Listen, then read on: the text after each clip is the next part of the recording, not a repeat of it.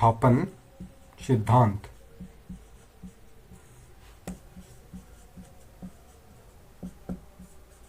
यह जो सिद्धांत है वो किसके द्वारा दिया जाता है? यह सिद्धांत वेगनर के द्वारा दिया जाता है। वेगनर के द्वारा 1912 में दिया जाता है। ठीक है, 1912 वर्ष बोल दो या फिर 1912 ईस्वी बोल दो, तो 1912 में यह वेगनर के द्वारा दिया जाता है। वेगनर की चर्चा की जाए तो वेगनर जर्मनी का निवासी था। कहाँ का रहने वाला था? जर्मनी का निवासी था और जर्मनी का एक जलवायु विज्ञानी था। जलवायु विज्ञानी नहीं बल्कि मौसम विज्ञानी था। ये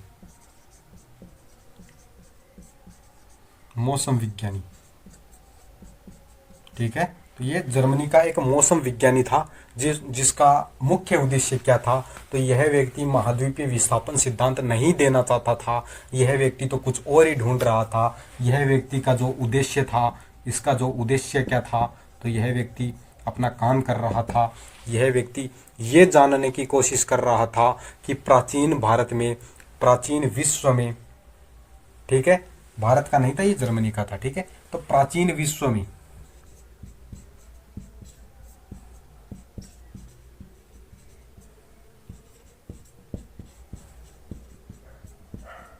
किस प्रकार की जलवायु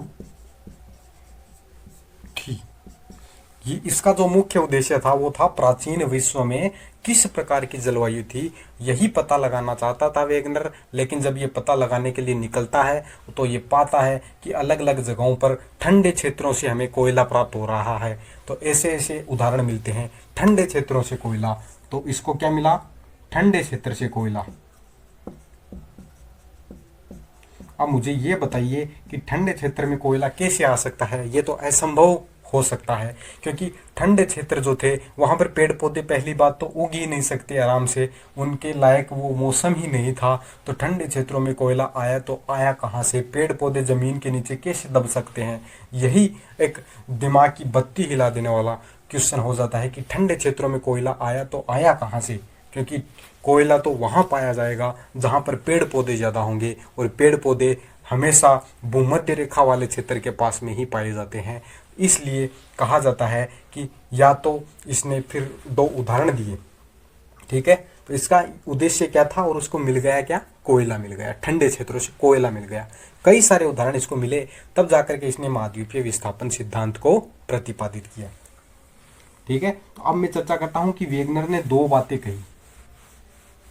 वेगनर ने दो बातें कही।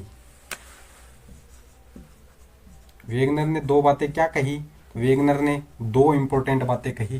पहली बात तो वेगनर ने ये कहा कि या तो महाद्वीपों का विस्थापन हुआ है या फिर जलवायु का विस्थापन हुआ है। तो इसने क्या कहा? या तो महाद्वीप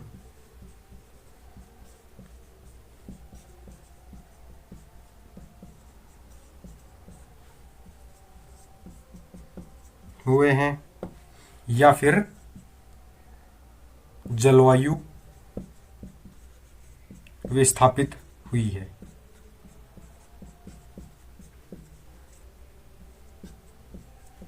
तो ये दो बातें इस वेगनर ने कही है कि या तो महाद्वीप पहले जो अपनी पृथ्वी है, गोल तरीके से पृथ्वी है, तो पृथ्वी में बीच में भूमध्य रेखा देखने को मिलती है, ठीक है। तो इसी के पास में पूरा का पूरा एक महाद्वीप रहा होगा जिसके धीरे धीरे टुकड़े हो गए होंगे, और टुकड़े होने के बाद में ये चारों ओर फैल जाते हैं, महाद्वीपों के रूप में ये फैल जाता है। पहले एक ही भाग रहा होगा भूमध्य सागर के पास में, उस समय यहाँ पर पेड़ पौधे उगे भी होंगे। जब ये क्षेत्र उत्तर और दक्षिण की तरफ फैलना शुरू होते हैं तो फिर इनमें जो वनस्पति थी वो दब जाती है और कोयला बन जाता है।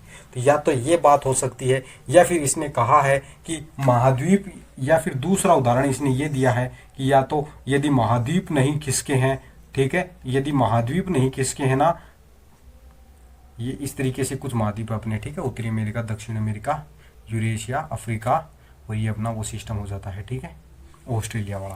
तो इस तरीके से या तो महाद्वीप या फिर जलवायु इस तरीके से रही होंगी, भूमध्य रेखा इस तरीके से रही होंगी, उल्टी सीधी, तभी वनस्पति उग सकती है। तो इसने दो उदाहरण दिए, या तो महाद्वीप एक जगह से दूसरी जगह गए होंगे, या फिर जलवायु जो है वो अलग रही होगी अलग अलग क्षेत्रों में। ठंडे प्रदेशों में जो ग्रीष्म जलवायु, उष्ण जलवायु पाई जाती है वो रही होंगी ठंडे क्षेत्रों में, या फिर ठंडे क्षेत्र खुद उष्ण जलवायु वाले क्षेत्र में रहे होंगे। तो ऐसी बातें वेगनर के द्वारा कही जाती है, और वेगनर ने बताया अपने सिद्धांत के अंदर, वेगनर ने दो बातें कही। ठीक है, तो वेगनर ने क्या बातें कही, एक थ्योरी दी, और थ्योरी में इन्होंने ये बताया कि पृथ्वी गोल है, वो तो ठीक बात है, कोई दिक्कत वाली बात नहीं है, पृथ्वी तो गोल ही है। ठीक है, लेकिन इसके बीच में एक बड़ा इसको महाद्वीप कहा। पहले पृथ्वी पर केवल एक ही महाद्वीप था जो सबसे बड़ा महाद्वीप था, और इसी महाद्वीप को पेंजिया कहा जाता था। वेगनर ने कहा इसको पेंजिया कहा जाता था। ठीक है, और ये जो क्षेत्र देखने को मिलता है इसे पेंथालासा कहा जाता था। एक ही महासागर था, एक महासागर, इसे पेंथालासा कहा जाता था। ठीक है, तो पेंजिया और पेंथालासा ये दो चीज, पेंजिया जो था वो एक बड़ा महाद्वीप था, पेंथालासा जो था एक बड़ा महासागर था। धीरे धीरे क्या होता है, इनका इस महाद्वीप का टूटना शुरू होता है। धीरे धीरे क्या काम होता है, इस महाद्वीप का टूटना शुरू होता है, और यह जो महाद्वीप है धीरे धीरे टूटते टूटते खिसक जाता है। बताया जाता है कि पृथ्वी की यदि आंतरिक भाग को यदि अपन देखेंगे ना, तो पृथ्वी के आंतरिक भाग में मेग्मा भरा पड़ा है। ठीक है, ऊपर की परत तो मोटी तरीके से जमी हुई पड़ी है, उसके नीचे मेग्मा भरा पड़ा है। इस तरीके से कुछ पाया जाता है। इस तरीके से पृथ्वी के अंदर की बात की जाए तो इस तरीके से, ये तो हो गई मोटी परत जिसे अपन क्रस्ट कहते हैं, सियाल परत कहते हैं। ठीक है, और इसके नीचे मेग्मा भरा पड़ा है, और मेग्मा भरा रहने के कारण बताया जाता है कि वो जो अपन संवहन धारा का सिद्धांत है उसके अनुसार कहा गया है कि जो ये मेग्मा है, नीचे गर्म मेग्मा है, ऊपर थोड़ा ठंडा मेग्मा है। तो गर्म मेग्मा, जिस तरीके से अपन लोग चाय बनाते हैं तो चाय के अंदर जब पानी को अपन उस बर्तन में उबालते हैं तो नीचे से किस तरीके से बुलबुले उठ करके ऊपर की तरफ आते हैं, ठीक उसी तरीके से यहाँ पर भी घटना रही होगी। ठीक उसी तरीके से जो नीचे का हिस्सा है, जो अपना नीचे का हिस्सा है, उस क्षेत्र से संवहनीय धाराएं, बुलबुले उठे होंगे गर्म पानी होने की वजह से, और जब ये बुलबुले उठे तो इस तरीके से बहना शुरू हुए होंगे। ठीक है, दूसरी तरफ इस तरीके से। ठीक है, इस तरीके से बुलबुले उठना शुरू हुए होंगे, और यहाँ पर एक और परत रही होंगी। ये पहले तो एक साथ जुड़े हुए थे, फिर धीरे धीरे ये टूटना शुरू हो जाते हैं। ये वाला हिस्सा इधर खिसक जाता है और ये वाला हिस्सा इधर खिसक जाता है। तो इस तरीके से टूटते हुए ये महाद्वीप अलग अलग जगहों पर फैल जाते हैं। इसलिए इसने बताया कि जब महाद्वीप पेंजिया टूटता है तो दो क्षेत्र बन जाते हैं। पेंजिया टूट गया और दो भाग बन गए, और वो दो भाग कौन कौन से बने, एक क्षेत्र तो ये बन गया, दूसरा क्षेत्र ये बन गया। ठीक है, इस तरीके से पेंजिया और पेंथालासा टूट जाता है। और जब पेंजिया और पेंथालासा टूटता है तो उत्तर वाले क्षेत्र को लोरेशिया कहा गया। उत्तर वाले क्षेत्र को लोरेशिया के नाम से जाना गया, दक्षिण वाले क्षेत्र को गोंडवाना लैंड के नाम से जाना गया। गोंडवाना लैंड के नाम से जाना गया। ठीक है, तो इस तरीके से ये टूट जाता है, और इसके जो बीच वाला जो हिस्सा बचता है यहाँ पर पानी इकट्ठा हो जाता है, और इस क्षेत्र को टेथिस सागर कहा जाता है। टेथिस सागर। इस तरीके से पहले एक महाद्वीप था, फिर वो संवहनीय धाराओं के कारण टूट गया होगा। इस वजह से दो क्षेत्र हो गए, एक हो गया लोरेशिया क्षेत्र और एक हो गया अपना गोंडवाना क्षेत्र। इस तरीके से महाद्वीपीय विस्थापन का सिद्धांत हमें बताता है कि पहले महाद्वीप जो था वो पेंजिया के रूप में था, जिसके दो टुकड़े हो गए, एक पेनथालासा, एक लोरेशिया बन गया और दूसरा अपना गोंडवाना लैंड बन गया। तो इस तरीके से इनका विभाजन रहा होगा। तो ये बात कौन कहता है? अपना वेगनर महोदय बताता है। ठीक है, तो ये कौन बताता है? अपना वेगनर महोदय बताता है। और ये घटना कब होती है? तो ये जो घटना होती है ये पूरी की पूरी टूटने वाली महाद्वीपों के विस्थापन, बड़े बड़े महाद्वीपों के विस्थापन की जो घटना होती है, ठीक है, ये घटना कब होती है? ये घटना होती है 200 मिलियन वर्ष पहले, जिसे अपन ट्रियासिक काल बोलते हैं। ट्रियासिक काल बोले तो 200 मिलियन वर्ष पहले। तो 200 मिलियन वर्ष पहले ये घटना हुई थी, जो महाद्वीप आपस में टूटना शुरू हुए थे। पहले एक ही था जिसे अपन पेंजिया कहते थे, बड़ा महासागर था जिसे पेनथालासा कहा जाता था। और जब पेंजिया टूटता है तो दो भागों में बढ़ जाता है, एक को लोरेशिया कहा जाता है, एक को गोंडवाना लैंड कहा जाता है। और जो इन टूटने की वजह से जिस क्षेत्र में पानी भर जाता है उस क्षेत्र को कहा जाता है टेथिस सागर। और यह घटना ट्रियासिक काल में होती है, लगभग 200 मिलियन वर्ष पहले यह घटना हुई थी। अब हमें ये पता होना चाहिए कि वर्तमान में अपना विश्व का जो मानचित्र है उसमें कितने महाद्वीप हैं और वो महाद्वीप कौन कौन से हैं। ठीक है, तो विश्व के, ठीक है, लोरेशिया, अपन ने बात की पेंजिया जो टूटा वो कितने भागों में टूटा? दो भागों में टूटा। ठीक है, एक तो लोरेशिया, एक गोंडवाना लैंड। लोरेशिया की बात की जाए तो आज का हमें वर्तमान का उत्तरी अमेरिका देखने को मिलता है। तो लोरेशिया की बात की जाए तो उत्तरी अमेरिका,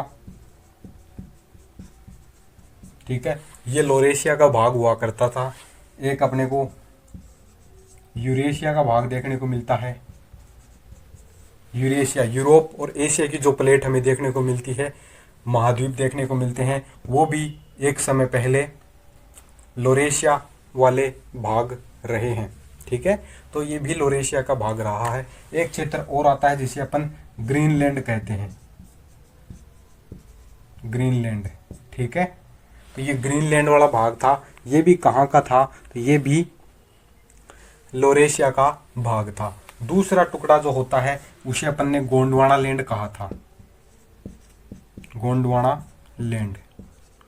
ठीक है, और ये जो गोंडवाना लैंड है ना, इसके कौन कौन से हिस्से हैं? तो जो बच गया वो सारा का सारा गोंडवाना लैंड का हिस्सा रहा है।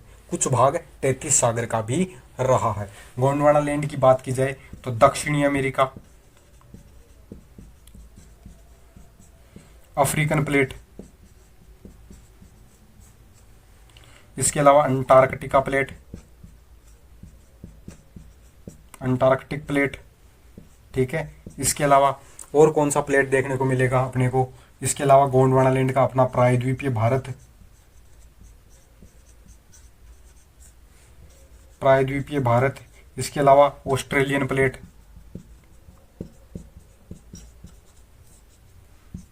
ठीक है, ऑस्ट्रेलियन महाद्वीप। ठीक है, तो इस तरीके से ये जो क्षेत्र थे वो गोंडवाना के लिए थे, ये लोरेशिया का भाग था। याद रखना, पृथ्वी पर केवल दो ही चीजें उपलब्ध थी। एक महाद्वीप था जिसे पेंजिया कहा जाता था, महाद्वीप के हो गए टुकड़े, उत्तरी वाला भाग लोरेशिया कहलाया, दक्षिणी वाला भाग गोंडवाना लैंड कहलाया। और लोरेशिया में उत्तरी अमेरिका, यूरोप और ग्रीनलैंड जो हमें आज देखने को मिलते हैं वो लोरेशिया के भाग हुआ करते थे, जो खिसकते खिसकते उत्तर की ओर आ जाते हैं। तो यह बात कही है अपने वेगनर महोदय ने। तो ये हो जाती है अपनी वेगनर महोदय के महाद्वीपीय विस्थापन से संबंधित कहानी कि पहले एक ही हिस्से पर थे, बाद में ये खिसकते खिसकते फैल जाते हैं। इन्होंने कुछ उदाहरण भी दिए, इन्होंने इसके पक्ष में तर्क भी दिए। वेगनर ने इसके महाद्वीपीय विस्थापन के पक्ष में तर्क भी दिए, पक्ष में तर्क। उनको कुछ समानताएं मिली। ठीक है, और वो समानताएं हमें भी पता होना चाहिए। वेगनर ने कहा कि पहले महाद्वीप एक ही जगह पर स्थित थे। इसके पक्ष में मैं आपको तर्क भी दे सकता हूं। पहला इन्होंने तर्क दिया जिगसाफिट का, जिगसाफिट जिग्सा फिट। अब आप बोलोगे ये जिग्सा फिट क्या होता है, तो आपने मानचित्र उठाना और मानचित्र में देखना दक्षिण अमेरिका का हिस्सा किस प्रकार का है, दक्षिण अमेरिका का मानचित्र किस प्रकार का है। कुछ आपको इस टाइप का दक्षिण अमेरिका का मानचित्र देखने को मिलेगा। अफ्रीका का मानचित्र देखोगे तो आपको कुछ अफ्रीका का मानचित्र भी इसी तरीके का देखने को मिलेगा। और जब अपन दक्षिण अमेरिका, और यहाँ पर मैं लिख ही देता हूँ, आप मानचित्र में चेक कर लेना, ठीक है। दक्षिण अमेरिका,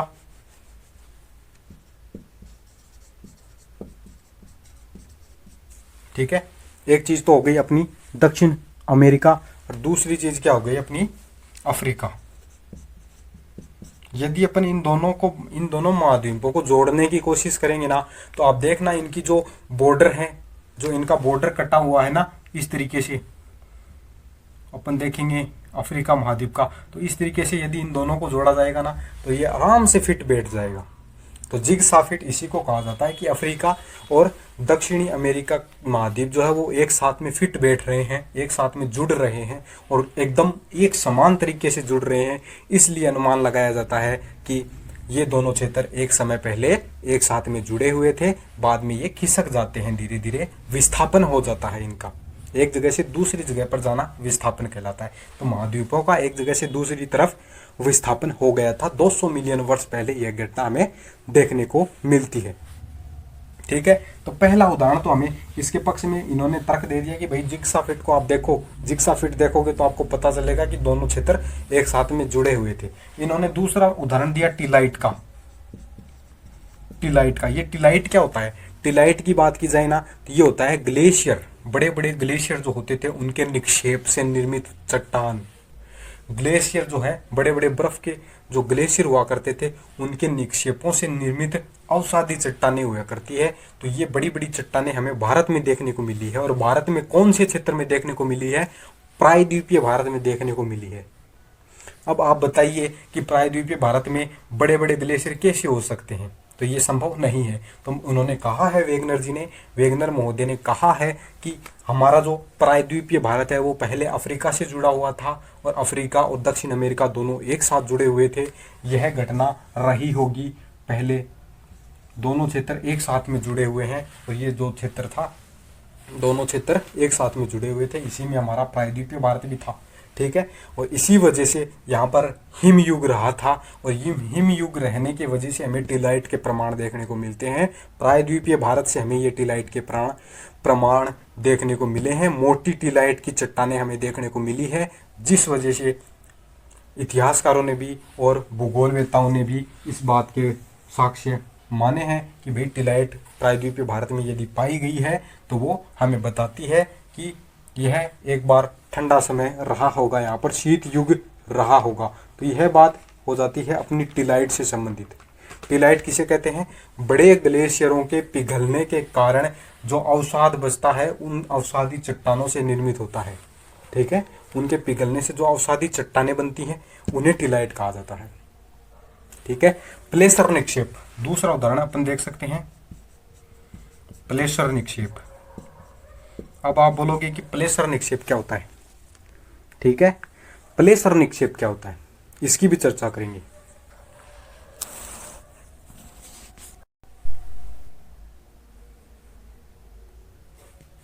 अब अपन चर्चा करते हैं प्लेसर निक्षेप की। प्लेसर निक्षेप क्या होता है, इसकी यदि मैं आपसे चर्चा करूं तो प्लेसर निक्षेप कुछ और नहीं, नदियों और झीलों के तल में जमी हुई बजरी और रेत होती है। इसको अपन क्या कहते हैं, इसको कहते हैं नदी या झील के तल में जमी हुई रेत, ठीक है, रेत या फिर इसको बजरी भी कह सकते हैं। इसको कहा जाता है प्लेसर निक्षेप। नदी या झील का जो क्षेत्र होगा उसमें जो नीचे तल में जमी हुई रेत होगी या फिर बजरी होगी उसे प्लेसर निक्षेप कहा जाता है। हमें प्लेसर निक्षेप भी कुछ इस तरीके से उदाहरण मिले हैं कि हमें मानना पड़ेगा कि पहले महाद्वीप एक जगह पर ही थे। कैसे मानना पड़ेगा, तो प्लेसर निक्षेप के इन्होंने उदाहरण दिए कि घाना। प्लेसर निक्षेप का उदाहरण आपको देखना पड़े तो सबसे बड़ा तट जो है अपना घाना का तट है। घाना तट के ऊपर घाना तट है वहां पर ऐसी कोई भी चट्टान नहीं है जिससे हमें सोना प्राप्त हो जाए, लेकिन फिर भी हमें वहां पर सोने के कण मिलते हैं। सोने भारी मात्रा में वहां से सोने उपलब्ध हो रहे हैं। वहां पर वहां की जो ये जो प्लेसर निक्षेप है, वहाँ की रेत जो है, वहाँ की मिट्टी जो है, उसके अंदर हमें सोना देखने को मिल रहा है। और ये सोना जो घाना के तट पर हमें देखने को मिल रहा है, सेम टू सेम यही सोने की जो क्षेत्र है वो हमें ब्राजील में भी देखने को मिल रहा है। आज तो अपन अनुमान लगा सकते हैं कि ब्राजील बहुत दूर है घाना के तट से, लेकिन ब्राजील के तट पर भी हमें, ब्राजील के पूर्वी तट पे भी हमें ऐसे उदाहरण देखने को मिले हैं। तो क्या उदाहरण देखने को मिले हैं? एक समान सोने के अवशेष, सोने के कण, ठीक है, और वो भी जमी हुई रेत के रूप में देखने को मिला है। बल्कि घाना के अंदर जो चट्टान पाई गई है उस चट्टान में कोई भी सोना नहीं था। इसका मतलब यहाँ पर कोई सोना कैसे आ सकता है? तो कहा जाता है कि ये दोनों क्षेत्र एक समय पहले एक साथ में जुड़े हुए थे, जिस वजह से ये क्षेत्रों से यहाँ से हमें सोने के कण, सोने का अवसाद, सोने की मिट्टियाँ देखने को मिलती है। घाना के तट से एक साथ में जुड़े रहे होंगे। तो यह भी एक उदाहरण है, आप लिख लेना प्लेसर निक्षेप के अंदर कि हमें प्लेसर के निक्षेप प्राप्त हो रहे हैं जहाँ पर सोने के कण मौजूद हैं। घाना के तट पर सोने की कोई चट्टान नहीं है, फिर भी हमें यहाँ से प्राप्त होता है। इसलिए अनुमान लगाते हैं कि ब्राज़ील का जो तट है वहाँ पर ज़रूर हमें सोने के तट कण मिलते हैं। तो वहीं का क्षेत्र घाना के तट के साथ में जुड़ा हुआ रहा होगा, इसी वजह से हमें सोने के कण उपलब्ध होते हैं। तो ये चीज़ आप याद रख सकते हैं प्लेसर निक्षेप से संबंधित, कि प्लेसर निक्षेप के उदाहरण हमें घाना और ब्राज़ील के तट पर देखने को मिले हैं, ठीक है। और हमें कुछ जीवाश्म भी प्राप्त हुए हैं। दूसरा उदाहरण अपन पक्ष में तर्क दे सकता है कि जीवाश्म, इसके आगे एक समान जीवाश्म लगा लीजिए, एक समान जीवाश्म, ठीक है। तो एक समान जीवाश्म हमें उपलब्ध हुए हैं। किस तरीके से? एक जीव होता है, एक सरीसृप है, मेसोसोरस,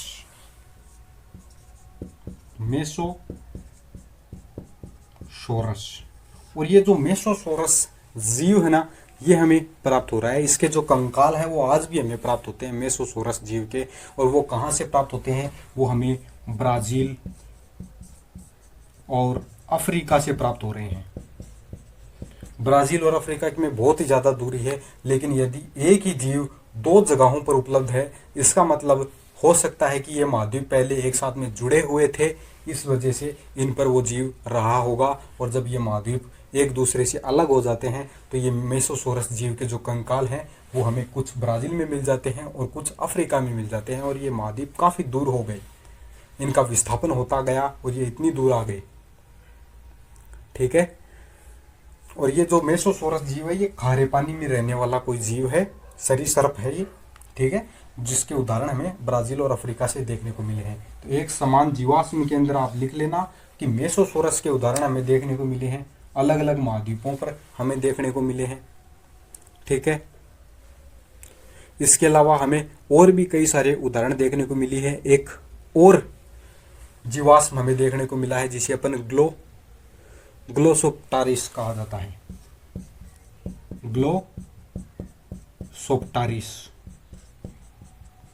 यह एक प्रकार की वनस्पति है, इसके भी हमें एक समान उदाहरण देखने को मिले हैं और अलग अलग महाद्वीपों से देखने को मिले हैं। इसके अलावा और भी एक चीज और प्राप्त हुई है, लेमूर भी प्राप्त हुआ है। तो यह भी कोई जीव रहा होगा जो हमें प्राप्त हो रहा है, ठीक है। एक इसके अलावा सिनोग्राथस और है, इसको भी आप याद रख सकते हैं, सिनोग्राथस। इसके भी हमें एक समान उदाहरण देखने को मिलते हैं। जिन महाद्वीपों में 4-4 हजार किलोमीटर लंबाई की दूरी हमें देखने को मिलती है, 4-4 हजार किलोमीटर दूर जो महाद्वीप हैं उन पर भी हमें ऐसे कंकाल देखने को मिलते हैं, ठीक है। फिर जीवाश्म के अंदर एक चीज और लिख लीजिए, कोयला। ठंडे प्रदेशों में अंटार्कटिका महाद्वीप को आप जानते होंगे, पूरा का पूरा बर्फ से ढका पड़ा है, वहां पर हमें कोयला मिला है। वहां पर तो पेड़ पौधे ही नहीं उग सकते, तो वहां पर कोयला आया कैसे? इसलिए अनुमान लगाया जाता है कि ये क्षेत्र पहले एक जगह पर थे जब यहाँ पर पेड़ पौधे वनस्पति उगा करती थी, लेकिन जब ये धीरे धीरे अलग होते हैं तो महाद्वीपों का विस्थापन हो जाता है। तो एक समान जीवाश्म के हमें उदाहरण देखने को मिले हैं। तो ये कुछ उदाहरण हैं जो हमें देखने को मिलते हैं, याद रख लेना भैया, ठीक है। तो इन चीज़ों को उदाहरण रख लेना। हमें पक्ष में क्या तर्क मिलते हैं, जिग्सा फिट देखने को मिलता है। दक्षिण अमेरिका और अफ्रीका के तटों को जोड़ने से लगता है कि दोनों एक साथ में जुड़े रह सकते हैं आराम से।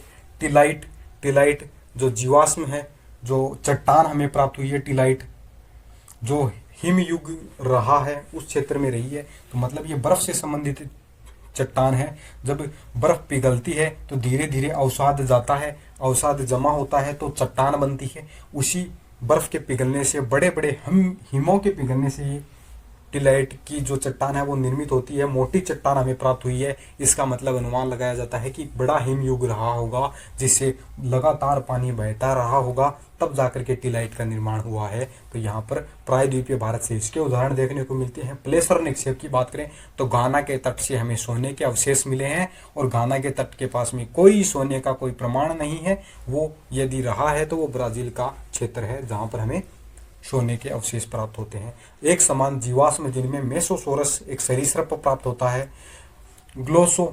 ग्लोसोप्टेरिस जो है वो एक वनस्पति रही है। इसके अलावा लेमूर, सिनोग्राथस और कोयला, ये सभी हमें अलग अलग ठंडे क्षेत्रों से भी प्राप्त होते हैं, अलग अलग महाद्वीपों से प्राप्त होते हैं। तो अनुमान लगाया जाता है कि सभी के सभी क्षेत्र एक साथ में जुड़े रहे होंगे। तो ये हो गया वेगनर का महाद्वीपीय विस्थापन सिद्धांत, जिसको अपन ने जाना, जिसके पक्ष में तर्क दिए, जिग्सा फिट, टिलाइट, प्लेसर निक्षेप और एक समान जीवाश्म। तो इस तरीके से इन्होंने, वेगनर महोदय ने सीधी सीधी साफ साफ बातों में दो चीजें समझा दी कि पहले एक ही महाद्वीप था, ठीक है, वो बंट गया, इसके टुकड़े हो गए, ठीक है। टुकड़े होने पे उत्तरी वाले को अपन ने क्या कह दिया, लोरेशिया, या फिर इसी को अंगारालैंड भी कहा गया, ठीक है, अंगारालैंड, ठीक है। दक्षिण वाले को क्या कहा गया, गोंडवानालैंड कहा गया। बाद में ये धीरे धीरे टूटता आज के समय की स्थिति बन जाती है, जिनमें अपन महाद्वीप देखते हैं। और कौन सा महाद्वीप कौन से क्षेत्र का भाग है, ये आपको पूरा का पूरा रट लेना है।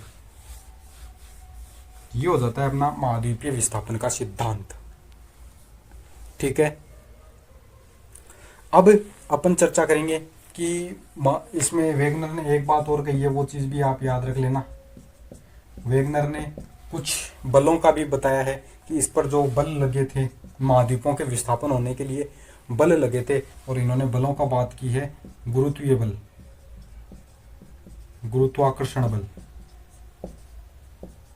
गुरुत्वाकर्षण बल और एक ज्वारीय बल। इन बलों का भी योगदान रहा है महाद्वीपों को एक जगह से दूसरी जगह पर विस्थापित करने में, एक जगह से दूसरी जगह पर विस्थापित करने में इन बलों का योगदान रहा है। लेकिन जो विद्वान है, भूगोलवेत्ता है, वो मानते हैं कि जो वर्तमान में गुरुत्वाकर्षण बल हमें देखने को मिलता है, उस गुरुत्वाकर्षण से बल से तो हमारा प्रायद्वीपीय भारत भी नहीं हिल सकता। तो आप मुझे ये बताइए कि इतने से गुरुत्वाकर्षण बल से कैसे संभव हो सकता है कि इतने बड़े बड़े महाद्वीप खिसक जाए। तो ये संभव नहीं है। इनकी जो है वो आलोचना की गई है विद्वानों के द्वारा कि ये वेगनर ने ये गलत चीज़ बताई है कि इन आकर्षणों के, इन बलों से कोई फायदा नहीं है, इतने बड़े महाद्वीप खिसकना बहुत असंभव है। जिस तरीके से वेगनर ने महाद्वीपों की स्थापना की बात की है, उतने समय में ऐसा संभव नहीं हो सकता, इसलिए इनकी आलोचना की जाती है।